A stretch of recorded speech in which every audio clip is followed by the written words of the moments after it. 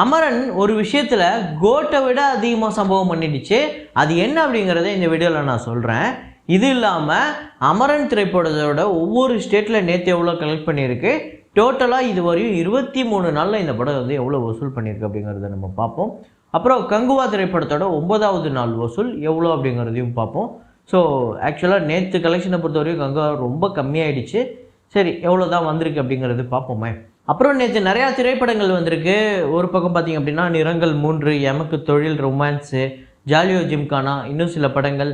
அதே மாதிரியே தெலுங்கில், மலையாளத்தில் நிறையா புது படங்கள் வந்திருக்கு. எல்லா படத்தோட வசூலையும் நம்ம பார்ப்போம். ஸோ வாங்க வீடியோக்குள்ளே போகலாம்.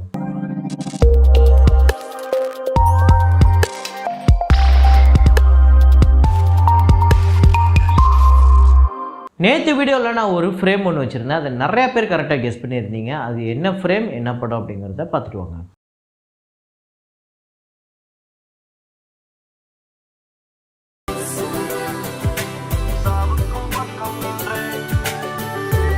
ஆமாங்க, விண்ணை தாண்டி வருவாயா தான். அதில் வந்து ஒசானா அப்படிங்கிற பாட்டு, அந்த பாட்டில் வரக்கூடிய ஒரு ஃப்ரேம் தான். ஒரு மாடி மேலே நின்று டான்ஸ் ஆடிட்டு இருப்பார். இதை கரெக்டாக கெஸ் பண்ண முதல் 5 பேர் விஜய் பிரபாகரன், நூர் மாஸ்கி ஃபேஸ் அப்படிங்கிறாரு, 100 ஃபேஸ், அதாவது நூர் முகமதுன்னு நினைக்கிறேன். அப்புறம் ஓஎக்ஸ் ரோஹித்ன்னு இருக்கு, மிஸ்டர் மணிவண்ணன், அப்புறம் ஆட்மேன் சிம்புன்னு நினைக்கிறேன். ஸோ இந்த 5 பேர் தான் முதல்ல கரெக்டாக கெஸ் பண்ணியிருக்காங்க. இன்றைக்கி ஒரு ஃப்ரேம் ஒன்று வச்சுருக்கேன். அது என்ன ஃப்ரேம், என்ன படம் அப்படிங்கிறத கெஸ் பண்ணுங்கள்.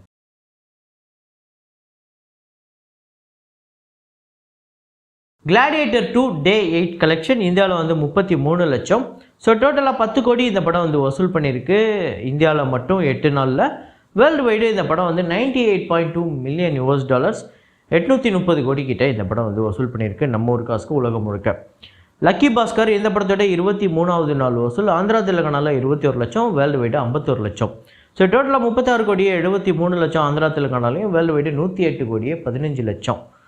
ஸோ அப்புறம் மெக்கானிக் ராக்கி அப்படிங்கிற ஒரு படம் வந்து தெலுங்கில் ரிலீஸ் ஆகிருக்கு. அந்த படத்தோட டே 1 கலெக்ஷன் ஆந்திரா தெலுங்கானாவில் 2 கோடியே 15 லட்சம், வேர்ல்டு வைடு 2 கோடியே 30 லட்சம். இந்த படத்தோட பட்ஜெட் 20 கோடி. ஸோ டே 1 ஓகே அப்படிங்கிற ஒரு கலெக்ஷன் தான் வந்திருக்கு. அப்புறம் பைரதி ரணகள் இந்த படத்தோட டே 8 கலெக்ஷன் கர்நாடகாவில் 65 லட்சம், வேர்ல்டு வைடு 70 லட்சம். ஸோ டோட்டலாக 13 கோடியே 54 லட்சம் கர்நாடகாலையும், வேர்ல்டு வைடு 15 கோடியே 60 லட்சம் இந்த படம் வந்து வசூல் பண்ணியிருக்கு. 20 கோடி இந்த படத்தோட பட்ஜெட். அப்புறம் சூக்ஷ்மதர்ஷினி அப்படிங்கிற ஒரு மலையாள திரைப்படம் சரியான ரிவ்யூ வந்திருக்கு. டே 1மே ஒரு நல்ல கலெக்ஷன் வந்திருக்கு. முக்கியமாக ஓவர்சீஸில் இந்த படம் வந்து 2 கோடிக்கு மேலே வந்து வசூல்.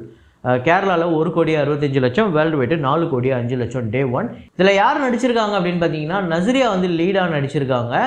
அதாவது நஸ்ரியா மட்டும் இல்லாமல் பாசில் ஜோசப், ஸோ 2 பேரும் சேர்ந்து நடிச்சிருக்காங்க. இந்த படம் வந்து சரியான ரிவ்யூ வந்திருக்கு. மேபி ஒரு பெரிய வசூலில் சம்பவம் பண்ணலாம். பட்ஜெட் வரப்போகிற நாட்களில் நான் அப்டேட் பண்ணுறேன்.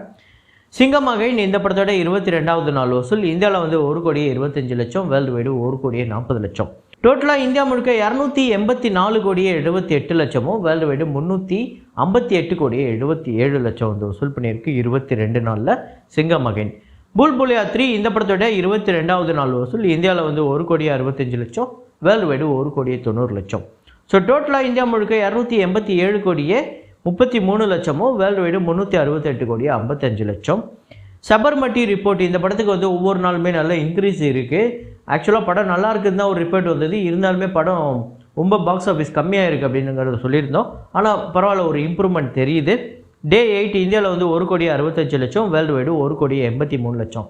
இந்தியா முழுக்க 15 கோடியே 42 லட்சமும், வேர்ல்டு வைடு 16 கோடியே 96 லட்சம் வந்து வசூல் பண்ணியிருக்கு, கிட்டத்தட்ட 17 கோடி. அப்புறம் ஐ வாண்ட் டு டாக் அப்படிங்கிற ஒரு ஹிந்தி திரைப்படம். இந்த படத்தோட வசூலை பார்த்திங்க அப்படின்னா ரொம்ப கம்மியாக இருக்குது. அபிஷேக் பச்சன் நடித்து இவ்வளோ கம்மியான ஒரு வசூல் அப்படின்னு என்னை வந்து ஷாக்காக வச்சுருக்கு. டே 1 இந்தியாவில் வந்து 31 லட்சம், வேர்ல்டு வைடு 33 லட்சம்.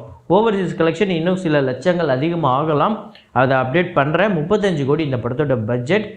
டே 1 ஒரு டிசாஸ்ட்ரஸ் பாக்ஸ் ஆஃபீஸ் அப்படின்னு தான் நம்மளால் சொல்ல முடியும்.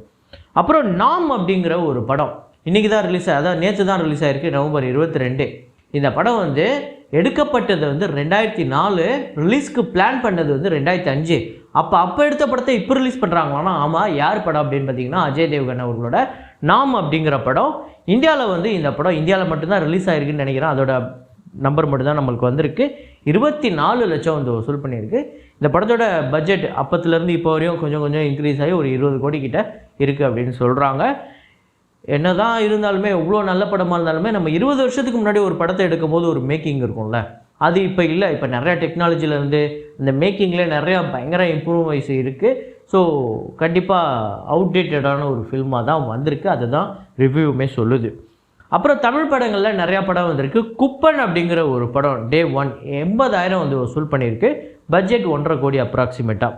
பராரி அப்படிங்கிற ஒரு படம் தமிழ் படம் Day 1 75,000 வந்து வசூல் பண்ணியிருக்கு. 1.25 கோடி இந்த படத்தோட பட்ஜெட். அப்புறம் ஜாலியோ ஜிம்கானா அப்படின்னு பிரபுதேவா அவர்களோட படம். இந்த படத்தோட Day 1 கலெக்ஷன் தமிழ்நாட்டில் 8 லட்சம், வேர்ல்டு வைடு 9 லட்சம், பட்ஜெட் 6 கோடி. அப்புறம் எமக்கு தொழில் ரொமான்ஸ் அப்படிங்கிற படத்தோட Day 1 கலெக்ஷன் தமிழ்நாட்டில் 14 லட்சம், வேர்ல்டு வைடு 15 லட்சம், 7 கோடி இந்த படத்தோட பட்ஜெட். ஸோ அசோக் செல்வனுக்கு இதுக்கு முன்னாடி வந்த படங்கள்லாம் நல்ல வெற்றி படங்கள் இருக்குது. ஆனாலுமே இந்த படத்துக்கு ஓப்பனிங் ரொம்ப சுமாராக இருக்குது. நிறங்கள் 3 அப்படின்னு கார்த்திக் நரேன் அவர்களோட இயக்கத்தில் வந்த படம் தமிழ்நாட்டில் 24 லட்சம், வேர்ல்டு வைடு 27 லட்சம், படத்தோட பட்ஜெட் 8 கோடி அப்ராக்சிமேட்டாக. ஸோ இப்போ நான் சொன்ன பட்ஜெட் அப்படிங்கிறது ஒரு அப்ராக்சிமேட்டான பட்ஜெட்டு தான். இது வரப்போகிற நாட்களில் மாறலாம். இது அதாவது 8 கோடிங்கிறது ஒரு 9 கோடியாக மாறலாம், 6 கோடிங்கிறது 7 கோடியாக மாறலாம், அப்படி மாறும். அப்புறம் கங்குவா திரைப்படத்தோட Day 9 கலெக்ஷன் தமிழ்நாட்டில் 58 லட்சம், ஆந்திரா தெலுங்கானாவில் 25 லட்சம், கர்நாடகாவில் 5 லட்சம், கேரளாவில் 3 லட்சம், ரெஸ்ட் ஆஃப் இந்தியாவில் 25 லட்சம், ஓவர்சீஸில் 24 லட்சம், வேர்ல்டு வைடு 1 கோடியே 40 லட்சம். ஆக்சுவலாக எல்லா இடத்துலையுமே ட்ராப்பு. நேற்று கலெக்ஷனை பொறுத்தவரைக்கும் எல்லா இடத்துலையுமே ட்ராப்பு. ரெஸ்ட் ஆஃப் இந்தியாவில் நல்லா போயிட்டு இருந்தது, அங்கேயுமே போயிடுச்சு. தமிழ்நாட்டிலையும் போயிடுச்சு, ஆந்திரா தெலுங்கானாலையும் போயிடுச்சு, ஓவர்சீஸ்லேயுமே போயிடுச்சு. டோட்டலாக எல்லா இடத்துலையுமே போயிடுச்சுங்க. ஸோ டோட்டலாக இந்த படம் தமிழ்நாட்டில் 31 கோடியே 63 லட்சம், ஆந்திரா தெலுங்கானாவில் 16 கோடியே 77 லட்சம், கர்நாடகாவில் 7 கோடியே 52 லட்சம், கேரளாவில் 7 கோடியே 1 லட்சம், ரெஸ்ட் ஆஃப் இந்தியாவில் 17 கோடியே 37 லட்சம், ஓவர்சீஸில் 30 கோடியே 80 லட்சம், வேர்ல்டு வைடு 111 கோடியே 10 லட்சம் இந்த படம் வந்து வசூல் பண்ணியிருக்கு 9 நாளில். அப்புறம் அமரன் திரைப்படத்தோட Day 23 ஸோ தமிழ்நாட்டில் 95 லட்சம், ஆந்திரா தெலுங்கானாவில் 38 லட்சம், கர்நாடகாவில் 22 லட்சம், கேரளாவில் 15 லட்சம், ரெஸ்ட் ஆஃப் இந்தியாவில் 8 லட்சம், ஓவர்சீஸில் 28 லட்சம், வேர்ல்டு வைடு 2 கோடியே 6 லட்சம் இந்த படம் வந்து வசூல் பண்ணியிருக்கு. ஸோ டோட்டலாக இந்த படம் வந்து 147 கோடியே 74 லட்சம் தமிழ்நாட்டிலையும், ஆந்திரா தெலுங்கானாவில் 44 கோடியே 17 லட்சம், கர்நாடகாவில் 22 கோடியே 91 லட்சம், கேரளாவில் 12 கோடி, ரெஸ்ட் ஆஃப் இந்தியாவில் 4 கோடியே 82 லட்சம், ஓவர்சீஸில் 78 கோடியே 84 லட்சம், வேர்ல்டு வைடு 310 கோடியே 48 லட்சம் இந்த படம் வந்து வசூல் பண்ணியிருக்கு. ஸோ இப்போ சொல்லுங்கள், இந்த படம் வந்து லைஃப் டைம் கலெக்ஷன் எவ்வளோ எடுக்கும்னு நினைக்கிறீங்க? ஏன்னா கங்குவா வந்ததுக்கப்புறம் இந்த படத்துக்கு கொஞ்சம் வசூல் கம்மியாகும் அப்படின்னு நம்ம எதிர்பார்த்தோம். அது நடக்கலை. இப்போ கங்குவாவோட இது லீடிங்கில் போய்கிட்டு இருக்கு ஒரு பக்கம். ஸோ வசூல் இப்போது இந்த படம் 350 கோடி அப்படிங்கிற அந்த டார்கெட்டை ரீச் பண்ணுவோம் அப்படின்னு நினைக்கிறீங்கன்னா அதை கமெண்ட்டில் போடுங்க.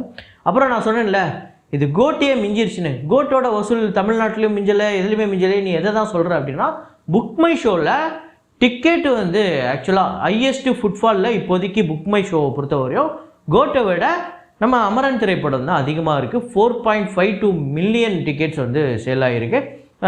கோட்டு வந்து 4.5 மில்லியன். ஸோ அதை விட அதிகமாக வந்திருக்கு. இதை போட்டு நிறைய பேர் ஒரு இடத்துல ஒரு குழப்பங்களை போட்டுக்கிட்டு இருக்காங்க. அதாவது 4.5 மில்லியன் டிக்கெட் சேலான கோட்டு வந்து 450 கோடியா, இது 4.52 மில்லியன் டிக்கெட் சேலான இந்த படம் வந்து 300 கோடியா. என்னடா இது அநியாயமாக இருக்குது அப்படின்னு சில பேர் போட்டுட்டு இருந்தாங்க. அப்போ இதுலேருந்தே தெரியலையா கோட்டோட வசூல்லாம் பொய் அப்படிலாம் சில பேர் போட்டுருந்தாங்க. அவங்களுக்கு நான் இன்னொரு விஷயம் தெளிவுபடுத்த விரும்புகிறேன். இது புக் மை ஷோ தான். புக் மை ஷோ அப்படிங்கிறது இந்தியாவில் இருக்கக்கூடிய இந்த டிக்கெட்டோட கவுண்ட்டு தான். இது ஓவர்சீஸ்க்கு பொருந்தாது. ஸோ நீங்கள் கோட்டு பொறுத்தவரையும் ஓவர்சீஸில் பெரிய நம்பரை எடுத்துது. ஸோ அதனால் அது இதை விட பெரிய நம்பர் தான் இருக்கும்.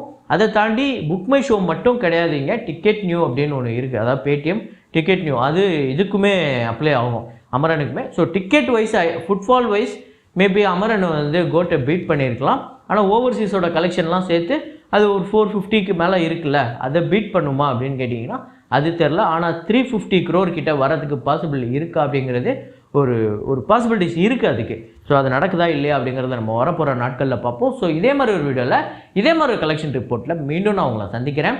Signing off Rahman.